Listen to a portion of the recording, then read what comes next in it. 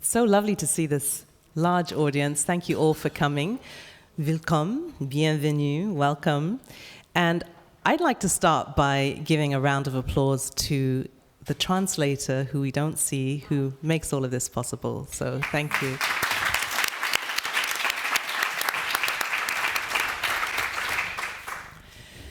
Okay, so I think I have the hardest job moderating this amazing panel, but let's see how it goes. We started to have a conversation about what we would, sort of the framework of the panel today, and the conversation just began, so we had to cut it short and bring it to you. I think it's Professor Kiguli who said in an earlier panel that each of the sessions here could be a conference in themselves. And so if I've learned anything as a moderator, I'm going to try and keep what I say very, very short, so you have the benefit of listening to our wonderful panelists. So the title of the panel today is African Languages in the Literary World of the Continent, Language Policy, Power and Culture. And those of you who've been able to attend other panels, we have spoken about multilingualism as a concept in education, media, translation.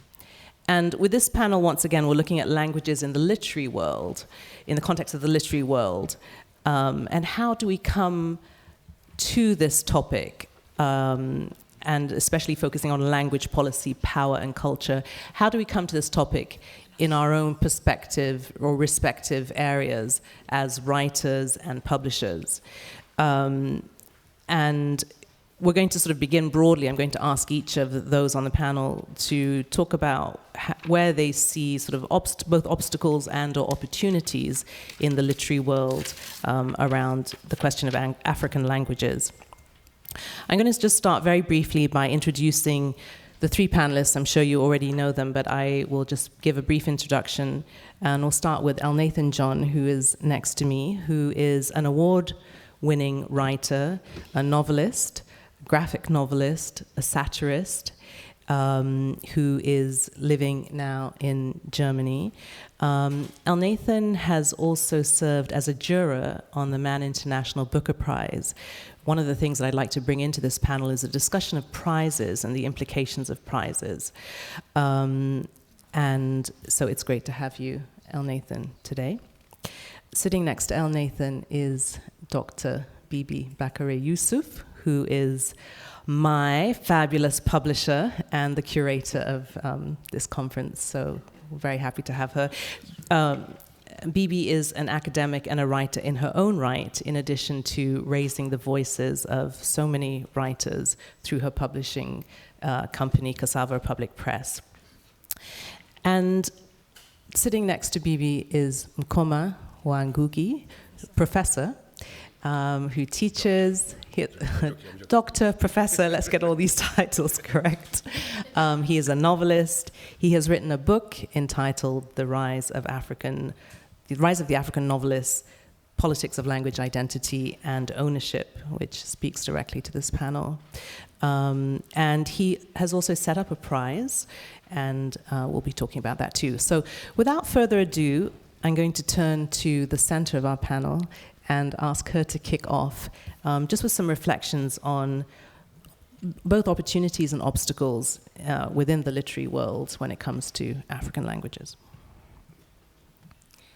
Hello, can you hear me? Yes.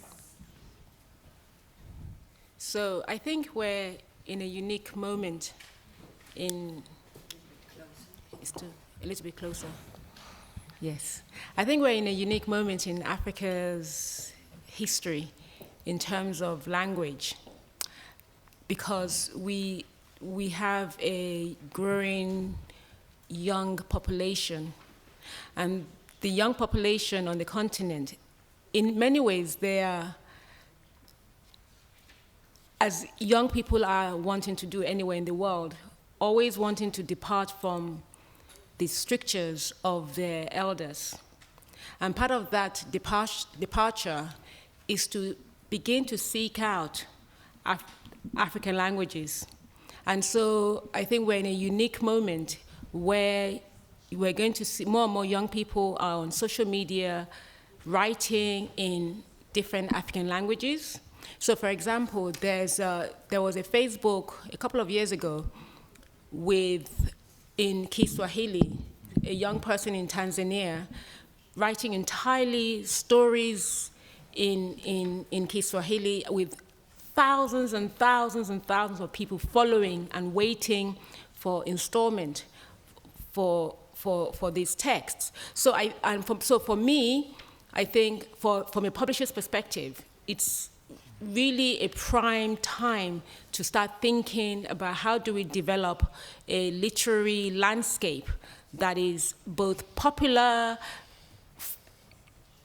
on the continent around literature in African languages. I think it's a really interesting moment in Africa's history to do that, especially because the literary landscape in English, we have to remember it's very recent, it's still quite young, but we act as though it has been with us for millennia, and we act as though it is the dominant voice on the continent. It is only important to the extent of when we are dialoguing and engaging with Europe, especially because we're thinking of Europe as the center of gravity. And when we think of Europe as the center of gravity, then we continue to privilege the European languages. However, if we start thinking of the shape of Africa and the size of it, and when I say size, I'm not even talking about on a physical level, I'm talking in terms of population-wise and the growth of that. It means that we have to reckon with African languages. Our writers have to reckon with that. And so it's imperative that we develop infrastructure to support all of the different African languages we have on the continent, both the major ones as well as the minority ones and the ones who are fast dying out. So for example, you have in South Africa, I can't pronounce the language, there's only 4 people left speaking the language. And Eleanor Sisulu, for example, they've managed to capture and preserve that language in text, right? 4 people left. And we cannot begin to imagine what kind of knowledge, philosophical ideas that might be encapsulated in that linguistic world that is fast disappearing. So it becomes really imperative that we take the different African languages very seriously, because languages not only house ways of seeing, it also houses ways of being and ways of feeling. So as a publisher, I think it's a huge challenge to start thinking about how we grow a readership and how we grow a market. And until we start, we're not going to find out whether it's possible. And I'll say one more thing before I stop. When I moved to Nigeria nearly 15, 16 years ago and set up Cassava Republic, the literary landscape was pretty barren as far as I'm concerned. When we talk about writers, people were still talking about the likes of Achebe, Ngugi, Wole Soyinka, and the holy male trinity of African letters. So people were talking about that, and you hardly saw books by the 3 people the 3 writers on this table. There was nothing like that in Nigeria at the time, even on the continent, perhaps in South Africa. So we had to develop a new readership for African writers in English. And so if we've had to cultivate a new readership in English, it means that it is possible to also begin to cultivate readership in African languages. We just have to be purposeful and deliberate about how we do it and be intentional about it. If we don't be deliberate about it and be purposeful, then nothing's going to happen. And I think it's a challenge, and it's a challenge that I'm particularly interested in. Thank you. I think a little bit later I'd like to come back to the deliberateness and the purposefulness, and just in terms of thinking about next steps and practical steps, because we've been talking a lot about ideas, which is very important, but I think it would also be nice to just get some pragmatic, practical thinking as well. But we'll come back to that. Nkoma, I'm looking at you. Okay. So would you like to say a few words around this topic from your perspective? Yeah, on opportunities and... Opportunities and obstacles. Yeah. Okay, let's see what I can do. No, so I agree a lot with what Bibi said, especially there's a big difference between the way my generation approaches African languages and the younger generation. Right? For my generation, we are caught up in what I call, following another critic, the English metaphysical empire, which is to say that all our reference points, English becomes the center of everything we're doing, as Bibi said. The concept of the English metaphysical empire comes about precisely because when English was being standardized, starting from the 1400s, sorry, I'm a scholar as well, from the 1400s to the 1700s, there was a group of British philologists who got together, and they culminated in the dictionary by Samuel Johnson, right? So for them, they had a very specific purpose, which was to make English be the envy of the world, right? Their purpose was in standardizing, to have English become like Latin or French and so on and so forth, right? So if you're interested in this, you can look up Samuel Johnson's preface to the English dictionary. So my generation is caught up in the English metaphysical empire, but somehow the younger generation has escaped that. And they're doing interesting things. For example, there's a small collection of our young African writers called Jalada.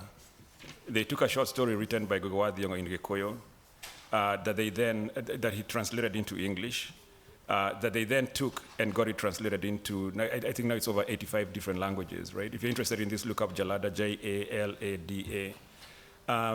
But it was with a twist, right? Usually when you're talking about translation, we're moving from either African languages to English and vice versa.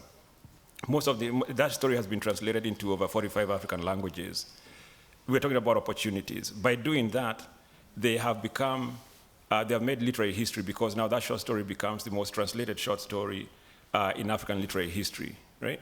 If you're talking about opportunities, then what about those who are scholars of African literature? Like, why not look at what Jalada is doing, and then from that, develop new literary concepts around translation, right? So the innovation to my mind is not in English, right? The innovation is in African languages. Let me give you another area where opportunities also arise.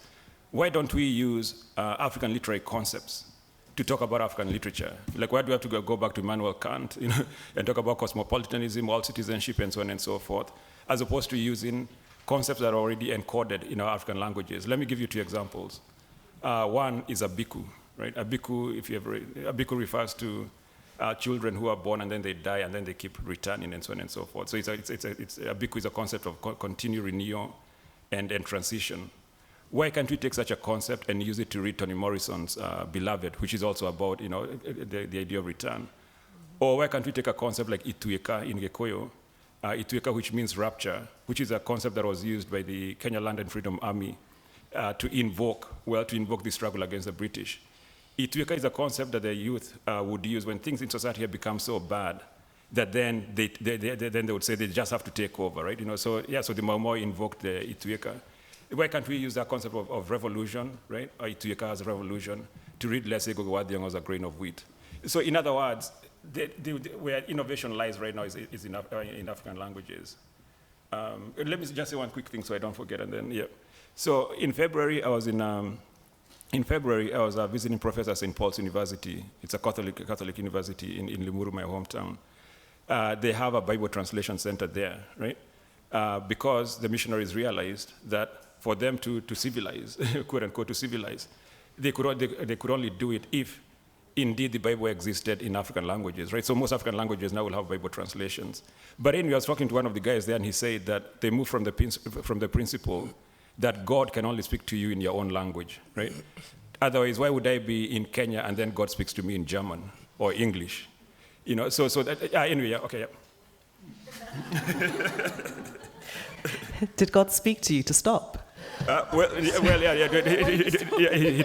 me in Kikuyu, Etueka. I thought it was she. Okay, she. Okay, anyway, the point would be that, that what the missionaries realized is that simple concept of, and this is an idea later that people like Goge, and even William Wordsworth, when he talks about the language of men, As men, yeah. but it's a concept that people like Goge and those who advocate for African languages would take over, which is, why am I talking about radical politics? So am I talking about radical politics and social change and so on and so forth in a language that the people I'm speaking for don't understand? You know, and Goge's point was simple. Why should I write in a language my mother cannot read? Okay. El Nathan. So perhaps I should throw a little spoke in the wheel, seeing that most of the things I agree with have already been said. I'm interested in talking about language, African languages, in a far more nuanced way than simply the celebration of its revival and the wholesale acceptance of its place in our literary traditions. Because I think that languages do not exist in a vacuum, and that, in fact, before the coming of Europeans, our languages had existed in certain power dynamics relative to each other. And that, in fact, the violence that English, French, Portuguese, and Arabic visited upon us already existed in languages like Kikuyu, for example, or Hausa, against other smaller languages. And that, in fact, when we get rid of the British, hoping that we do, and that we can speak another language, we will still have to deal with the Kikuyus and get rid of them, and deal with the Hausas and get rid of them. And then, you know, we'll okay, it's on record. And for me, I'm thinking of having, and that's why I agree that innovation is, in fact, in African languages, and that this innovation should lead to intra-African conversations about the place of not just languages in general, African languages, but the practicality of using certain languages within the particular political context that we find ourselves.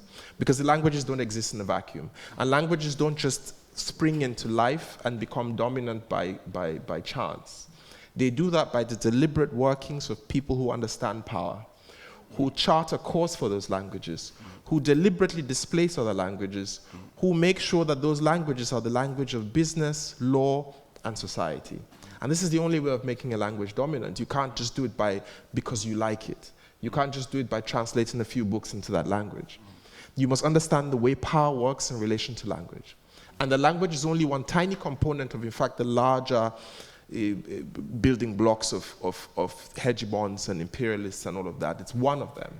Sometimes it's not even a component, but it's very, very important. If you look at those who were displacing others, one of the first things they made them do was not speak that language, or to take the language away from them. And it's not just the Europeans that did this. You know, if you come to, so say, for example, northern Nigeria, you will find languages that Hausa, for example, displaced and replaced. You would find people who were not proactively displaced, but who, because of wanting to belong to a larger political entity, saw that it was expedient for them to get rid of what stood in the way of them becoming part of the empire, of them fully immersing themselves into empire. And that's why I have a joke among some of my friends in northern Nigeria where we talk about the Hausaification of non-Hausa groups in northern Nigeria, where if you want to become politically relevant, you have to sort of shed off your non-Hausa-ness and non-Muslimness and lay claim to a certain Hausa or Fulani-ness that says, I was always Hausa, I was always Fulani.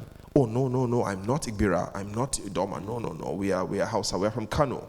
And so, of course, we belong to a certain aristocracy, you know, because that language and cultural thing belong to a certain power conversation. And so this is the kind of nuance I want to see in talking about our languages and the internal violence that exists, not to think, oh, these are just great. Oh, my goodness, Africans gathered, black people, they're speaking an African language. Jesus, the world is great now, you know. But that we talk about it in deliberate terms and say, look, in the same way we say, for example, to talk about our African history as we were great before the British came is to infantilize us, is to say we were not capable of violence, we were not capable of evil, we were not capable of homophobia, we were not capable of all of these things. We were. As much as we were capable of good, of tolerance and all of that. And so it's that kind of complicated conversation that I want to see, you know, regardless of the benefits of this revival.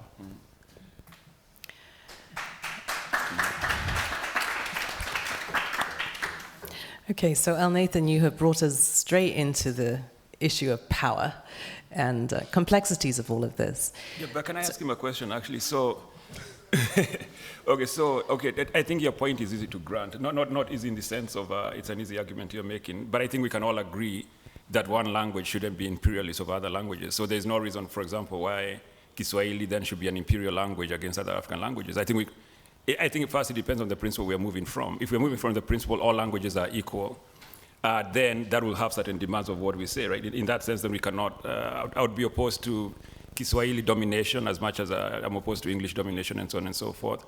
But I'm curious what your conclusion is. Then is your conclusion, because there are all these internal issues, is your conclusion then we should use English? Or are you saying then we should actually fight for African languages, understanding the nuances? This is so you are demanding a conclusion that in fact can I finish? Can I finish? Can I finish? Thank you. See the imperialist Kikuyus. You are demanding a conclusion where in fact I'm suggesting a broadening of the conversation. Okay, I'm curious then. So I know what you want me to say, but I won't say it. I'm saying that in the same way, for example, like in Germany, people who do not want to appreciate the levels of power that make people make people easier to discriminate against, and they say, oh no, we're all equal. In the same way, I don't agree, all languages are equal. To say all languages are equal in that sense would be to not acknowledge the real power. It's the principle we move from. In the same way we say all human beings are equal. Of course, we know there is inequality in the world and so on and so forth. Or in the same way the United Nations will say, that all nations are equal. We know now how the dynamics work. But for me, I think it matters the principle you're moving from, because then all other things become, Maybe Bibi should try. I think, can I help? I think there are two things. So the way I say it is that what you're saying is, if we're coming from a principle of difference, that the ways in which we move in the world, our world is structured by difference as a starting principle, then the need for an argument about, I want nuance, is not there, because we start from nuance in the first instance. And therefore, if we start from nuance, we can quickly move the argument to a situation whereby we can begin to talk about where you have a situation where an entire continent, their languages have become subservient to another continent, and dare I say a more minor continent in terms of the larger scope of the world, right? So this bigger continent has become minor to this.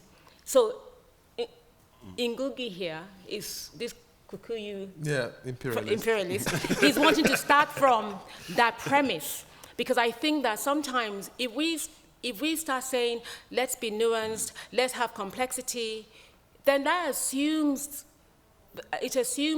that we're not coming from a place of complexity in the first place, right? And what I want to argue, and what I imagine you're trying to say, is that if we think of Africa as already always complex, and we think about the human experience, not just as Africans, the human experience is one of complexities.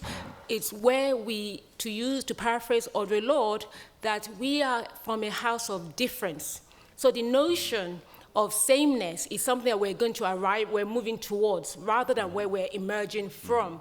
Difference is what structures us. And therefore, we need to think about how we navigate a world where African languages are not dominant, but at the same time, we also need to hold in proper balance the issue you're raising, the issue of power, within our own different linguistic framework. So Bibi, I just want to interject here and ask, can you give us a practical example? How are you thinking about complexity and nuance practically within your publishing company and thinking around language? Yeah, so I'll just give you an example of, we're about to launch a new imprint where we're going to publish starting with 3 main Nigerian languages. and publishing in Yoruba, Igbo, and Hausa. And within El Nathan's imperialistic hegemonic framework, we are basically reasserting the hegemony of these three languages. Exactly. Right? That's what we're doing. But we're doing it because we know this is a larger market group. It's a larger, because first and foremost, we're also a business. Right? Capitalism. We're a business, and as a publisher, our first responsibility is to remain solvent. We have to make sure we survive in order to create the work of civilization. And therefore, we have to have our market head on. And once we're able to publish in these three languages, then we can think of all the other languages, right? So we're going to start by publishing children's books, because this will help to stimulate the market for future readers, so that young kids can have these books, really beautifully produced books, in their mother tongue, right? And when we do that, we're hoping that you can then find young people who are growing up feeling at home in their own languages as a literary text, not just spoken, but something that they can go to bed and read with. So when they grow up, they will we're building a market for the likes of El Nathan, for Sarah Ladipo-Manika, from Mokuma's books to be translated into these languages, so that they will come, when they come into those texts. And therefore, you begin to have a situation where these Nigerian languages and other African languages can be on par as literary documents with other languages equally. At the moment, they're not. And what that does for a people, for a country, is that it builds cultural confidence. And when you have a sense of cultural confidence, the question of, am I only reading in English or French, is in there, it just becomes one language amongst many that you're going to learn to read in, rather than where you're having to negotiate about whether you want to do wonders with English language, whether you want to Africanize English language. You're not thinking about that. You're like, I'm reading Yoruba, I'm reading Hausa, and I'm also reading English or French, or you're able to dance in all of these different languages and feel at home in them. Okay. Before we move on, El Nathan or Mukuma, do you want to jump in and say anything more on what Bibi has said? I'll walk in, not jump in. With caution. With Bibi, it's hard to jump in. I want to say that I keep coming back to the issue of the way a language acquires dominance. And that, in fact, literature existing in language is merely one factor in making a language viable, in sustaining a language and keeping it alive. There are very many other factors. In fact, you can have all of the literature in the language, but the power dynamic exists such that people find that it is no longer useful for them for any practical purpose. That's just, it's not a publishing issue. This is just a larger political issue. And I'm interested in the larger political movements that can support the work that you do of providing the raw material for the existence, sustenance, perpetuation of these languages. And that's, I think, the best that you can do as a publisher. Yeah. And that, I think that's a great thing that you're doing it, even though you're starting with the hegemonic languages, but okay. However, I think that one thing that, as people who are all of us interested in politics must think of is, what are the factors that make English what it is today in places, for example, like Nigeria, where, I mean, we're not like Kenya, but... Oh yeah, I see, this is a Nigeria. Oh, finally, it's a Nigeria, Kenya. Yeah. No, but on a serious note, yeah. I mean, for example, the history of Nigeria over the past 50 years, people might sit down and think, but why are these people still using English? Like, there's really nothing to hold them back. They didn't have, malaria sent all of these people home. These guys, they were able to control their borders. West Africa is largely free from imperialists who make this place home. Why are they still, what is the argument for it? I've heard people say why. But then, we have to also realize that we do not exist in a vacuum, and that in fact, there is this, whether it's a tripartite of economics, of politics and of culture, all of them merge into this larger global imperialist project, which in fact is driven purely by capital these days. Okay, I agree. Right, I agree, but hold on. No, but we're still left with.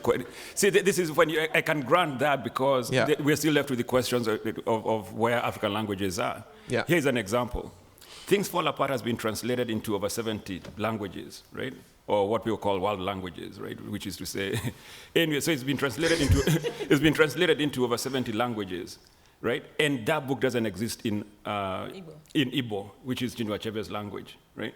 You can make a comparison of somebody who switched to English, Joseph Conrad. But for God's sake, even Heart of Darkness exists in Polish. There are several competing translations of Heart of Darkness in Polish. In fact, there are two translations of Things Fall Apart in Polish. But in what world, quite frankly, in what world do we live in, right? Where a book can be, where a seminal book like Things Fall Apart can circulate in the world and not exist in that author's language, right? So that so yes, it can be nuanced. We can have all these arguments, but there's a larger argument of how committed we are to African languages. So Chinua Achebe every now and then will be asked why, the language question never left Chinua Achebe, right? In most interviews he would be asked, why doesn't your book exist in Igbo? And he would give different answers. At some points he would say, because Igbo has been standardized, quote unquote, that Igbo doesn't sing. At other points he would say he'll do it himself. At other points he would say somebody else will do it. But we're still left with that fact that, that it doesn't exist in Igbo. And in fact, if you count the amount of African languages out of those 70, it probably would be about 5, right? And for me, I'd rather be having a discussion of, okay, Things Fall Apart, okay, why can't we have a project where we're interested in having that book exist in every possible African language? To me, that's a more worthwhile discussion, yeah. And also, I think that when you say whilst the language question in literature is important, what is key is for the languages to exist to exist and be framed within a political, economic situation. I think you underestimate the influence of writers in the political economic imagination and the ways in which they help to guide those policymakers, those business people, those politicians. Because I'll give you an example. In the southwest of Nigeria, for example, they are trying to consolidate a southwestern bloc where they're having debates about whether we should use Yoruba in the House of Parliament. And indeed, they're beginning to do so. And that's something that we need to also have to reckon with, that they're beginning to do so, and they're beginning to think we need to actually make this an important policy for our primary school education. And so we're setting up this imprint, and already some of the biggest supporters, I had assumed that we would get more support from the northern parts of Nigeria because Hausa is quite, in terms of literature, it's more established than the rest of the country. But we've had the most interest from state government in the southern states who are really taking this issue extremely seriously precisely because of the number of intellectuals who are beginning to have conversations around some of these issues. And those things will feed back into the political space. And then we begin to have a more energetic and more robust conversation. But we mustn't underestimate the power of writers into the literary imagination, to the political and economic imagination. Yeah, and oh, sorry, go ahead. See, hegemons. No, but while I agree with the core of what you're saying, I disagree on I think, on the impact. I would say, in fact, that we overestimate the influence of writers, and here's why. What drives most of these things, I keep coming back to capital. And that unless you understand the power of capital in politics, unless you understand its relevance, and in fact, I'll use this example of Southwest Nigeria. There's a reason that the Southwest people are doing that. Nigeria's politics is very complicated. The northern governors, when you're already in a position of power, when you already dominate things, when you already have your language as, in fact, when we talk of Nigerian Pidgin, for example, Nigerian Pidgin stops somewhere, after the middle belt. The rest of the country speaks Hausa once you move upward. Somebody was saying, let's make Nigerian Pidgin a Nigerian language. I said, you know what? There are millions of Nigerians who do not understand a word of Pidgin. Because up north, people don't care about Pidgin. Hausa is the language of market, is the language of public conversation. It exists, it's dominant, it's in the space. You cannot move in some places in northern Nigeria without Hausa. You can do that without English. But in the Southwest, where this kind of education already exists, they need to balance that power. In the end, it comes back to the politics. And that's why I say, yes, I agree, and I agree with the supplementary role that it plays. In fact, I think that we should say that it plays a 50-50 role, but we cannot not think of politics. Okay, so I want to get away from... Can I say something quickly? Because it's touching on, I guess we'll end up there anyway, right? So, okay, the question of language exists also as a question of decolonization, which is to say, if we are talking about writing in African languages, we're also asking the question of why we have to have that discussion to begin with, right? And all that to say that, it's a question of decolonization. So instead of thinking about the power from above, these hegemonic powers, right? How can we talk about African languages that in a way that's cognizant of the centrality, in a way that's cognizant of the importance of the larger questions around decolonization, right? So a quick example, so we can say writers don't matter, but then African governments wouldn't have been killing them, just to put it bluntly, if they didn't matter. But for Goge Wadiongo, who was writing in English, right? It's only when he switched to Gikuyu that actually the government came after him, because for the first time, his message of decolonization was in conversation with the people he was writing for. Yeah. So, Nkuma, I just want to switch this a little bit and come back to you and ask you about the prize that you set up and how you see the prize in the context of this conversation that we're having and the impact of the prize, and then maybe bounce back to you, Al Nathan, and talk about the prize that you were a juror for, which is a prize, the Man International Booker Prize, for works translated into English. So the way I approach that question, I would like to begin by talking about just how few resources there are first for English, right? For people writing English. Just a few quick examples. We're talking about 55 countries, about 1 billion people, right? How many literary prizes can you name for English, right? Maybe 10 at the most, right? Yes. How many literary agents do we have who are African literary agents, right? How many journals do we have even in English for the whole continent? Again, if you're counting 20, 50, 100, 1,000, but for a 1 billion population, right? So the resources for English are scarce as well. Now imagine how much worse they are for African languages, right? So most African languages, they don't have journals. All the things that make a write, all the things that turn literature into a cultural production, all those things are absent. So very few publishers for African languages, absolutely no literary agents for African languages, no journals, and so on and so forth. And then the literary prizes themselves. For Kiswahili, which is spoken by over 200 million people, over five countries, which brings us to the question why Kiswahili isn't considered international, but that's a different question. Considering that you have this language spoken over 5 countries with a population by 200 million people, and yet the literary prize that I started with Lizzie Tree is one of 2, right? And indeed, even then, anyways, what the realization was just how absent the structures for writing and producing African literature in African languages are. Even look at the sort of acrobatics I have to do, right? I cannot say to talk about African languages, to talk about African literature in African languages, I have to talk about African literature in African languages, as opposed to just in African literature, where the default then is just assumed, right? Where the default then should be African literature in African languages.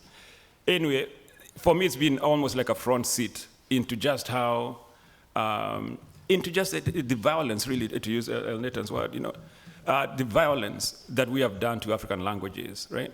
Anyway, just maybe talk a little bit about the prize, because I'm also trying to fundraise. Yeah, so the prize is awarded across 3 categories. The winners get $15,000, but more importantly, $15,000 what? $15,000. Okay. Sorry, but then also, but then also they get translated into. No, sorry, yeah. So then also we are trying to get them translated into English, but more importantly, they also get published, right? Here's one question I've been asking. So one of the winners from 3 years ago or so was a Kenyan policeman. And if you know Kenyan police or even Nigerian police, they're not wealthy, right? This person writing from poverty. So this guy had been working on this novel for 20 years, right? Had been working on this novel for 20 years. So the question I've been asking myself, okay, who is the real writer here? Me, who I have my literary agent. Anything I write, I know BB will publish. No, well, hopefully, so, yeah. But there's a real question then of who is the real writer? Is it the guy who sits down and writes, this novel for 20 years, right, with no hope of getting published until somehow we come along and then he gets published? There's one thing I like to say, which is, okay, we can have arguments around African languages and writing and so on and publishing and so on and so forth. But the one thing we must absolutely not do is to stand in the way of those writing in African languages. Sorry, what was the question exactly? So you have been a juror on the Man Booker Prize, which is works translated into English from other languages. Mm-hmm. I'm curious just how many of the works that you looked at were works coming from Africa, for example. A grand total of 1. By my friend Mia Couto, who's a nice Portuguese-speaking African. I think that one of the, I'm still thinking of why we didn't have books from French, for example, translated from whether it's French, West Africa, or all around. I mean, we had a lot of books from Arabic. We had, and Arabic. It's weird in the way, even in the room, I stopped thinking of Arabic as an African language because it was so separated from everything else, because it has its own ecosystem and everything, not in the way that we struggle. Again, coming back to why and the politics and the way the countries are run, and the fact that those languages are their national languages and that there's no need for translation.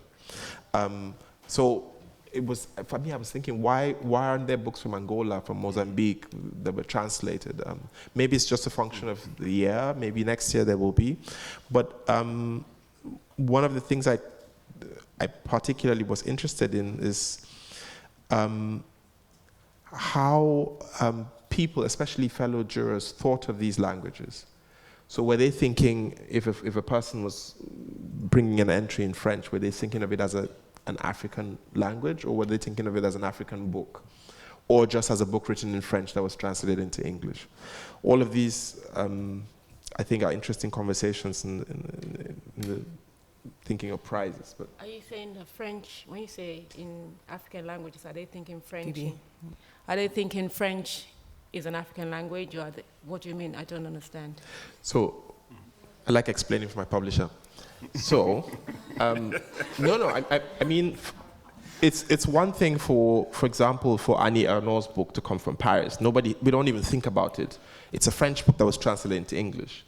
It's a completely different thing for somebody to come from, say, Madagascar, writing in French, and translated, maybe not even from originally in French, into French in Paris, and then from Paris translated into English in the UK. That whole circuitous route to English in the UK, what does it do to the book in the minds of the people receiving the book? When they see that the author is from Madagascar, do they think of the author in terms of French? Even if the author wrote originally in French, so the author was Senegalese, for example. Do they think of the author in terms of, French book translated into English? Or is it African book translated into English? All of these things are things that I think are interested to see, because that room that grants the prize, it's a room of power. It's a room that says, how do we think of these books? Are we putting it in some niche category?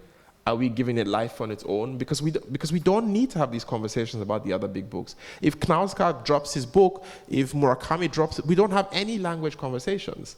We don't have any continent conversations. But then when there's a person who does the circuitous route, we start thinking, do we have, what is the history? What is, all of that? And I think that's where... Nathan, are you saying that these are the conversations that were held, or that there was a particular sort of interested in? Okay, so can you give us some insight into responses? I mean, was there a particular monolithic response, or was it just very varied, or... No, I mean, I wouldn't say so. I mean, so one of the things that happened, and I love all the judges who were on that prize, was that when it came to the African book, there was some pause, and not because of anything sinister, just simply, we don't know how to read this book. And that's because maybe he has some insight. And I think it was out of respect and deference to say, what do you think about this? Before we say what we think about it. Which I understand. Again, politics of power, you think, okay, let the African say what the African thinks about this African book. If he says this shit, then maybe we can finally say, oh yes, I also thought it was shit. If he says, no, but you see, I think there's an interpretation, and they're like, okay. Yeah. It's that kind of thing, but why? So why do we have to have that kind of pause? It's because there is this space where people think, we don't know what's happening here. And the fact that it comes in, that's great. If we have what Bibi is trying to do and what Mukoma is trying to do, then we will have this and if you add my politics to it and elevate it all, then we'll have these things standing side by side. No one will have to say, who's in that dark hole? Should we lift one of them out so that we say we've lifted one of them out of darkness? Okay, so I want to spend a little bit of time saying how do we then lift all of this up? Like really thinking pragmatically, practically, as authors, as translators, as publishers, as prize givers, etc., etc. Yeah, so, sorry, my publisher. You have to defer. No, so but I think there's a discussion that we haven't had yet. Maybe it's coming, right? Because we're talking about moving forward, right? But what about all those things that we have left behind along the way, right? Let me give you several examples, right? There were early South African writers writing from the 1880s to the early, let's say, 1940s, right? Who are writing in African languages and getting translated into English by missionaries, right? And it wasn't just one or two. They really were a movement, Thomas Mofolo, for example. So these are the same guys who started the African National Congress. They're the ones who composed the African National Anthem or the South African National Anthem. In other words, it wasn't just one person just writing. They were a movement that, that scholars like the Komarovs have called African modernists, right? Why has that literature fallen off from the African literary tradition, right? And why haven't we followed the example of writing in our languages first and then getting translated, which is what everybody else in the world does, right? That's one example. What about Amharic literature, right? That begins in the 1200s. Right? There's all this literature that's locked in languages because we're not working on translation. In fact, there's a professor from Princeton called Wendy Belcher, who just translated the biography of an Ethiopian saint written, I think, in the 1700s and so, or 1500s and so on and so forth, right? So imagine all the African literature that we don't know. And I think for us as writers, it should be painful because we're not tapping into this, into the real African literary tradition, as opposed to the truncated one that begins in 1962. What about Arab literature that begins in 500 AD, right? So to talk about moving forward, we really have to first ask, I mean, how little we know. I mean, that my discovery, writing my book was actually how little of my own tradition as a writer and as a scholar that I know. I think Mukoma's point is really important, that in order for us to move forward, we also have to look back and excavate. We have to do the work of excavation, because the work of excavation will allow us to see the body of work that already exists, and by seeing the body of work that already exists, gives us the confidence that we too can do it. Because sometimes when you think you're starting afresh, it can be quite daunting, right? But if you know that there's other people before you, then the work seems less arduous. The reason why Europe can continue to feel a sense of their power is because there's a body of tradition that they continually reference. Europe can look back. Africans are constantly expected to look to the future, right? Our history in terms of literary imagination starts from 1962 with that conference at Makerere, right?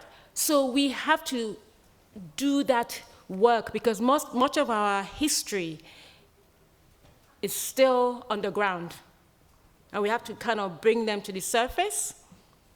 At the same time, those writers, like our Nathan, for example, who still have access to their hegemonic mother tongue,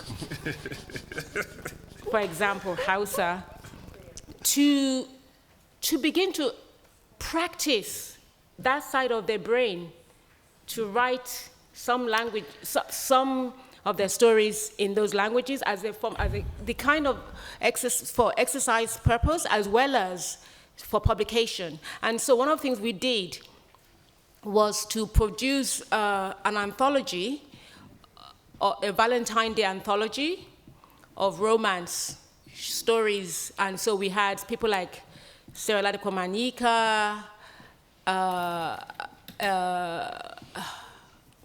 my head, Kenyan Binyavanga, a whole host of writers to write love stories and then translate them into their mother, father tongues, and then do oral audio recordings of those. And this is something that will be featured on the last day. Tomorrow. Yeah. So and it's really fascinating for me as a reader to read a story like Sarah's story, The Woman in the Orange Dress, which I absolutely love in English, and I've always loved it in English. And then it got translated into Yoruba, and something else happened, right?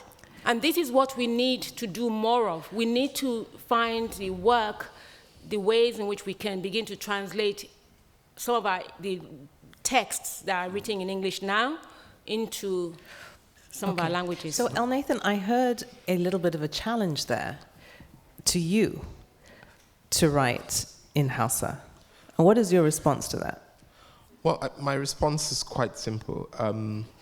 I don't think that everyone should write in their mother tongue, and this is the reason why. I think that writing is quite a serious job, and that people should write in the language in which they are able to do justice to the writing.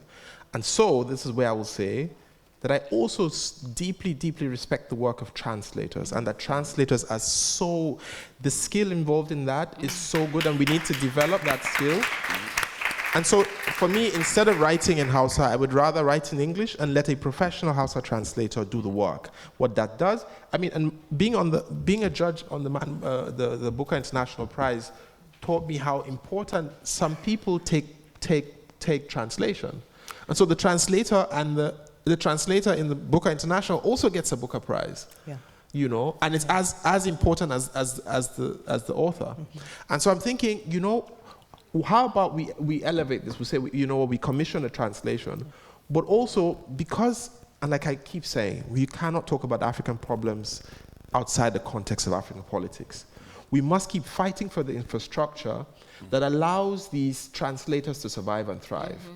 Yeah. If you go to the UK, for example, there are several grants, and in fact, the translators in the UK are complaining. They say, we don't have enough, but they do have infrastructure that exists. We have very little. We have none that supports the whole system of translation. So we have to think of translation not as a one-time project, as people just doing something for us, but as they have a skill and we have to grow them in the same way as we're growing writers. Because this African languages thing, a lot of us have lost it along the way.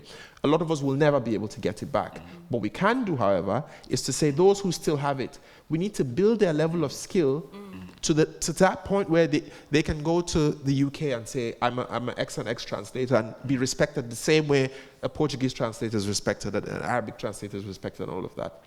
And then, I think that if we're talking about readings and all of that, they're nice, they're fine. We have to talk about how to push this one practical way into curriculum, into schools. This is, in a maybe less political way, one of the fastest ways of getting it in. Force it into the schools. When you force it into the schools, it's on the curriculum. It's hard to take it off. When you do that, then it exists in a permanent place or a semi-permanent place from where you can begin to say, how do we, on a political level, push for the broadening of this existence, its perpetuation, its strengthening, and its connection to other ecosystems that exist and are starting to thrive. So that as one thrives, it's like little pulleys together, and one is lifting, the others are rolling, the others are rolling. But we can't do this African languages thing by itself. We translate one book, we do a reading, we clap. It will mean nothing. It will keep dying. Yes. We must connect it to politics. We must say, who are the people in charge of policy, educational policy? How do we get it into the school? How do we get into universities? How do we make them start teaching it? Yeah, I think I'm going to interject and just underline this or underscore what you said about translation. I would love to see a big prize for translations in African languages. I'm a big believer in prizes in terms of kind of, maybe building readership, motivate, getting people excited. I think prizes can be quite powerful. And it's interesting, attending some of the sessions and hearing people name various writers and talk about, such and such a writer's become prominent because of the Booker Prize. And again, nodding to European prizes. But the more that we can lift up authors, and I think really importantly, translation is important. Something, yeah. Yeah, just going to give an example. No, I completely agree with the idea of the centrality of translation, right? And in fact, when you look at the 1962 Makerere conference and the conversations that ensued, where on the one hand you had Obiwali, who was arguing for writing in African languages, and Chinua Achebe, who was arguing for Africanizing. The one thing that never happened in those discussions was the question of translation, what should have been the most obvious. But the reason why that discussion never took place is because they had tsunamied, I don't know what other term to use, right? They had tsunamied early examples of writing in African languages are getting translated. But certainly translation should be central. But there's a question also of, and also I agree, at some point, African governments will have to come in. At some point, then we'll have to change those African governments, because they're the ones also standing in the way of, going back to decolonization, they're also the ones standing in the way of African languages. But when we were looking for money for the Kiswahili Prize, we did what everybody does. We went around looking for money. We went to people who fund African literature projects. We went to this guy in Britain who first said, well, guys, I cannot fund you if you're talking about a language that I don't understand. Fair enough. Then we're like, well, okay, how about then you fund the translation? You fund the translation from Kiswahili into English, and then we never heard from him. Right, so which is to say that, well, I'm glad we're having these discussions, but there is also an ideological bias against the idea of African languages being viable. Anyway, so then we said, okay, let's look for African philanthropists. Right, we were lucky we got it's Mabati. So the prize is funded by the Mabati Rolling Mills. It's a roofing company, which is so it's a roofing company. So they're the ones who are giving the 15,000. Then I'm at Cornell University. Then I went to Cornell and said, hey guys, we're starting this major thing, and anytime we have held the prize, we get world coverage. It's national news in Tanzania, in Kenya. Can you at least give me money, to bring to bring the winners, and they can come and work with. We have an MFA program, and which indeed was I saying, can we bring the Kane Prize winners, right, to participate? We would have gotten money. So we didn't. Of course, yeah, that didn't work. Anyway, all this to say that I think we also need to explore the idea of African philanthropy, right? African philanthropy for African cultural production. Now, to go back to El Nathan's points, it does raise other questions, would I take money from Idi Amin, an Idi Amin Foundation, for example, right? Or Moi, for that matter, So all these other questions then come in. But I do think that's another discussion worth having. How do we drive African cultural production? Anyway. But I think that, there's a lot of creative thinking and thought that can go into prizes, and also, and collaboration comes into it as well. I think you can have a ripple effect, a sort of a magnifying effect for a prize when you're collaborating with across borders and with different nations. I think a lot more thought can go into this. Yeah, I mean, I'm almost tempted to share your sort of enthusiasm for prizes. But that just wouldn't be you. The more I'm associated with prizes, the more I think, a prize can only be effective if it is connected to an infrastructure that beams that prize. If you give, look, we have the richest, what is the richest prize in Africa for writing? Nigeria, NLNG. Who gives a fuck about the NLNG? Nobody. They give $100,000 every year to one writer. The prize has no status. Who then opens a business? Yeah, the prize has no status. In the past 5 years of the prize, you cannot point to a place where these are the books that won the Nigerian Prize for Literature. You cannot see the books, Okay. But they give $100,000. But I say, so a prize without the infrastructure that supports, it's a complete system. The Booker Prize works because of the infrastructure that makes the Booker Prize work. But let me just say, the Booker Prize didn't just start working just like that. So these things take time as well, and so I'm not going to be defeatist, we have to start somewhere. Do both. Yeah, we cannot. I think that the question you raised about it's 5 years old. I think part of the problem is when you are at the birth of something, you see all the messiness and all the, umbilical cords are coming out and everything's just messy. But because a lot of us, we are witnessing the Booker Prizes of this world when it's already at its peak, right? So we see them already flowering. We don't. The issue, and it's something that we have to address as Africans, generally, that we're building, a lot of us here, we're the birth of building something. Yeah.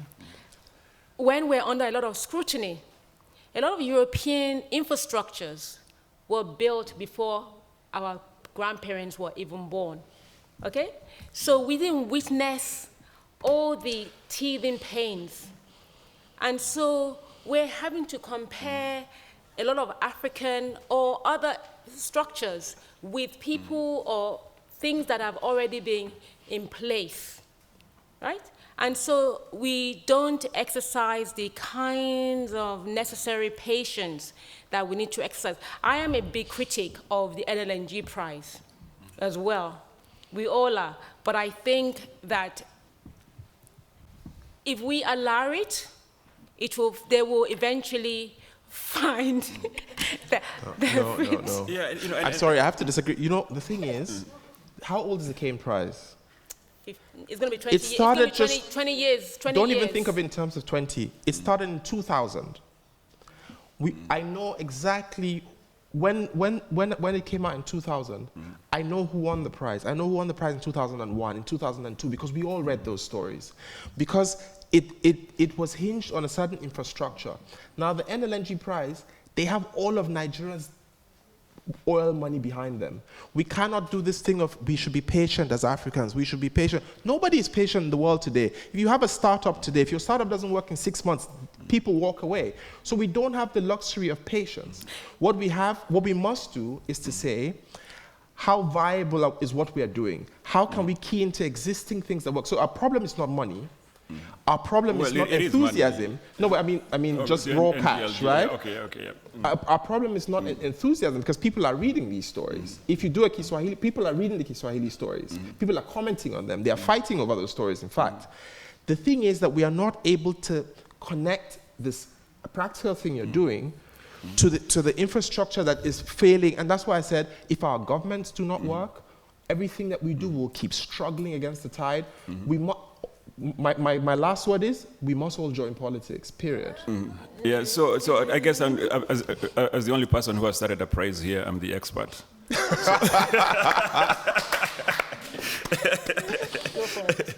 Yeah, so I mean, yeah, what we're saying, I think is quite correct. Like, you have to have the infrastructure in place, but then you go and you find it's not there, right? You know, so you have to build it. Yeah. And part of it is, I keep going back to it's ideological, right? So for us, with the Kiswahili Prize, me and Lizzie, we are 3 people, right? None of us are getting paid. We have our full-time jobs, right? And it's a lot of work, right? But then, so you have to go to find a publisher and you tell the publisher, hey, we are starting this new prize. Would you publish the books, right? First, that publisher has to be ideologically committed to the idea of producing African literature in African languages, because, for example, Mkuki and Nyota, they are losing money, right, with publishing our winners. Then after that, you need to go find a translator. You tell the translator, hey, we have no money, but can you spend the next 2 years of your life translating this book?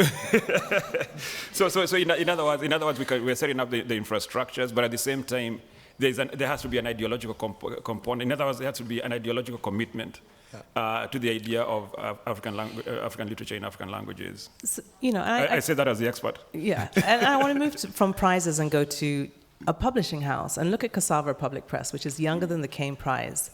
Look at the ripple effect. Look at the impact. Look at you and me. Look at the curator. Yeah, all of us.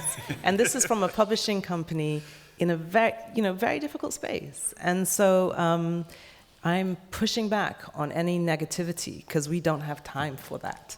So, you're making my point exactly. That look at what Cassava has done in these few years. So I refuse to cut NLNG some slack. Look at how much does BB have? Let's move away from the specific Nigerian. Yeah, but can I talk about the Estilas, right? The Estilas has folded, right? The Estilas. The Estilas, yeah. So, okay. I guess now that they're folded, I can talk about it. It's like when somebody dies, you can talk about them.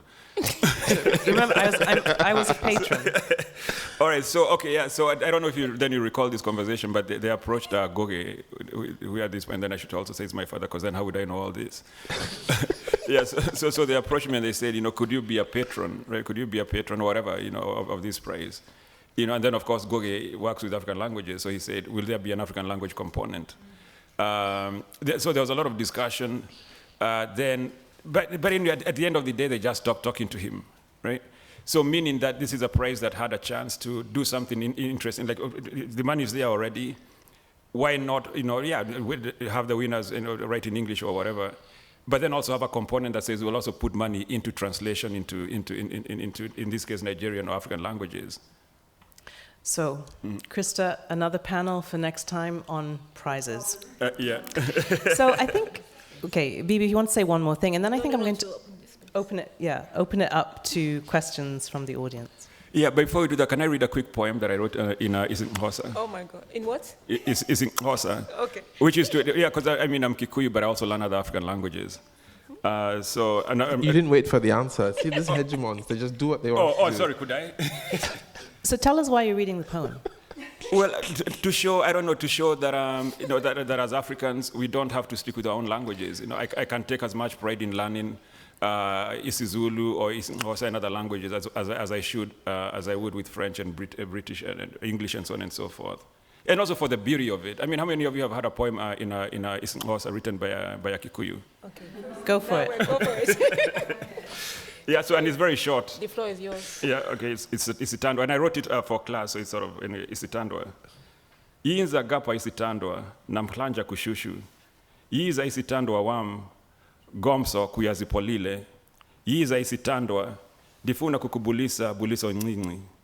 Gomso kuyambandile nati. Isitandwa uteta ntoni. Unantoni, masiteta, ekaya ni ekaya. Ndiza kupinda, ekaya ni ekaya. Umamela kahulu, kuleiti Isitandwa. Sikona, masia ekaya. And then, of course, the English translation. Home is home. My dear, walk to me. It is hot today, but tomorrow will be cool. My dear, come to me. I want to ask you a question. What will tomorrow bring? What do you say? What is it with you? Speak. Home is home. Repeat after me. Home is home. Listen well. We are here and it is late now. Let us go home. Thank you.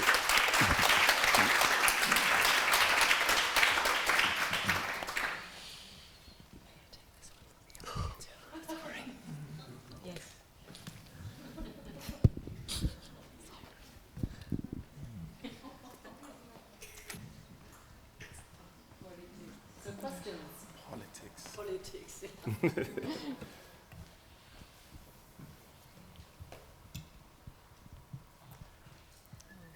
Do we have to pay for questions? Give a prize. Thank you. It's Wangui here at the back. Thank you for a wonderful panel on languages. I'm a golden oldie on this chapter, so it's very fascinating. I've been doing translation in African languages for over 30 years, 35 years.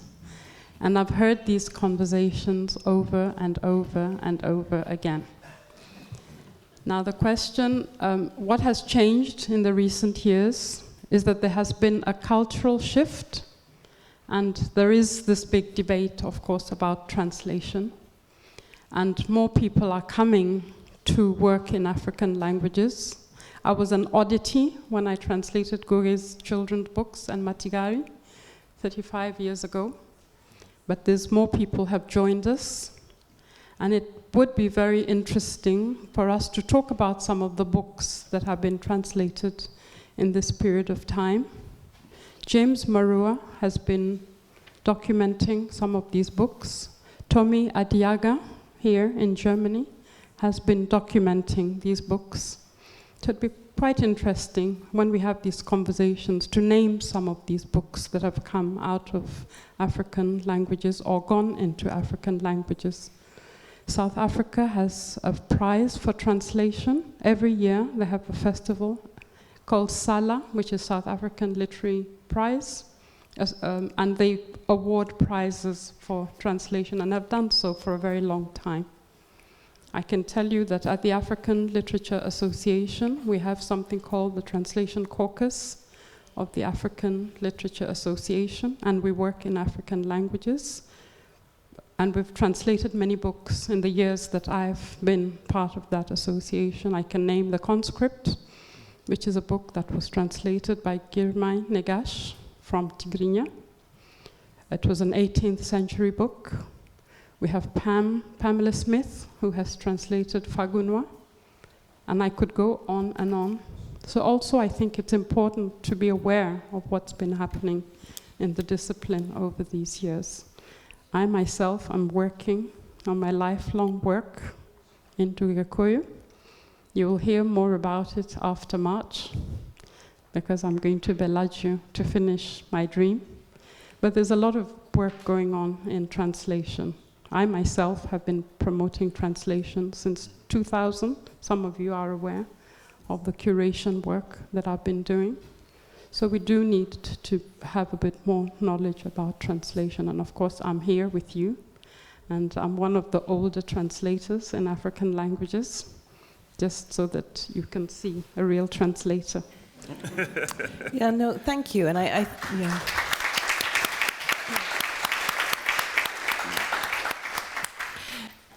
think just along the lines of crossing borders, there's a lot that we can all do to learn more. There's a lot even, with those of us who know quite a lot about what's going on, there's so much that we don't know. So I appreciate you raising those points. Susan. Thank you. Thank you. This has been a very interesting panel for me. Most of the panels have been extremely serious. This has been serious and funny. Thanks, real Nathan. Right. I think I just don't know sometimes, but I know that we are talking about African languages, we are talking about translation, we are talking about policy. Sometimes it's so hard for us to move from maybe even a small locations. For example, when I think about Uganda, I know I'm an ambassador of some sort for my country, whether I'm in the village or wherever I am. But sometimes the reality is that it's very hard to not to see the shortfalls. For example, Uganda's language policy is a mess. We talk about Swahili being a national language, we don't even teach it in school. We talk about, we don't want Luganda to be a national language because, the hegemony, you don't. And the government does not come out on language policy to say what, no support from government. So you have little efforts, even in universities, African languages departments are marginalized in a way. But that is against also the fact that so much negativity sometimes comes into the picture. So that when whenever we do something that is positive, and then you happen to have a negative thing happening, the limelight goes on the negative things, and the small efforts are never acknowledged. So there is this whole mire of difficulties and challenges, and one doesn't know. People keep saying, okay, just do your individual thing and keep going. But individual things in a context where we have 55 countries struggling with different language policies and different language challenges, how do we structure? I think there was a point there of how do we put structures in place and stop talking about structures and actually have them in place and see that we are starting somewhere to make real positive change. That is my concern and challenge at the same time.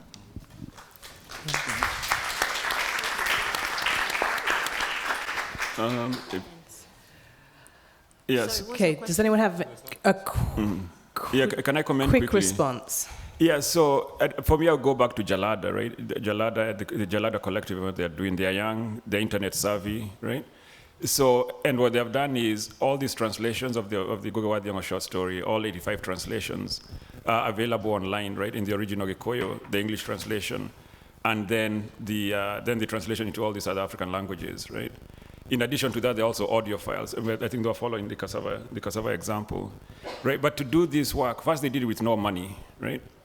They had to get 85 translators, right? All of them, they have talked about like 45, 50, African languages, then about 45, 50 African translators. They had to find them, they had to work with them, right? They had to encourage them, and all this with no money, right? So perhaps if we're thinking about how we can be useful in terms of structures, then how about like supporting this organization that's already, that has now set up these structures, or at least their structures now in place. I think they've been trying to get a short story from Chimamanda and do the same thing. They're looking for other short stories, right? So why not start from there, because they're doing the work already? That would be my response. Give us Okay. money, that's it. Sadly, we are running out of time, but I do want to end by giving you two important announcements. There's another panel, I think, in about half an hour. Suleiman, is that correct? Who will be reading. So it's a reading in here, I believe. And only in English. So please stick around for that. Please, please, please look at the books in the back. Koma's work is there, or Nathan's work is there, other works are there. Please buy books. And $12.99 you can have the Rise of the African novel. Well, actually not. And very importantly, tomorrow, Saturday, there's a panel entitled Language as Play at noon. And then if you're into some love and passion in 7 languages, this is at 8 p.m. and I think it's going to be a lot of fun. So we look forward to seeing all of you then. Thank you so much for coming.